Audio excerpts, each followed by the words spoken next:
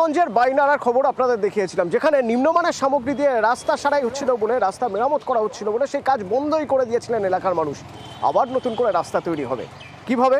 না, পুরসভা এবং যারা কাজ করছে যে ঠিকাদার সংস্থা, তাদের সঙ্গে গ্রামের মানুষ একসঙ্গে কথা বলে যদি একটা জায়গায় আসা যায় যে না, এবার যে কাজটা হবে তার গুণগত মান যেন ঠিক থাকে, সেটা গ্রামের মানুষও দেখবে।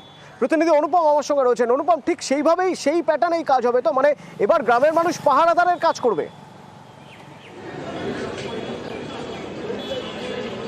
হ্যাঁ দেখো অতুলদা, একদম ঠিক, একদম সঠিক কথা বলেছো। যে 14 তারিখ আমরা যে খবরটা দেখিয়েছিলাম যে হিঙ্গলগঞ্জের নিতাই মোড় থেকে মাইতির মোড় পর্যন্ত যে 12 কিলোমিটার রাস্তা যে সারাইয়ের যে বেনিয়ম ধরা পড়েছিল, সেই তখন কিন্তু এলাকার মানুষ বিক্ষোভ দেখিয়ে রাস্তার কাজ আটকে দিয়েছিল। তাদের দাবি ছিল যে সঠিকভাবে রাস্তাটা তৈরি করা হোক, এবং তারপরেই কিন্তু এলাকার মানুষ এবং পঞ্চায়েতের তরফ থেকে সেই ঠিকাদার সংস্থাকে এক জায়গায় নিয়ে মিটিং করে একদম সেই যে শিডিউল অনুযায়ী কাজ হবে সে প্রতিশ্রুতি দেওয়ার পরে কিন্তু আজকে সকাল থেকে কাজ শুরু হয়, এবং একদম গ্রামের মানুষ সেই কাজ বুঝে নেবে বলেই কিন্তু এলাকার মানুষ কিন্তু কথা দিয়েছে, এবং ঠিকাদার সংস্থাও কিন্তু সেরকমভাবে কাজ শুরু করে যাচ্ছে সকাল থেকে।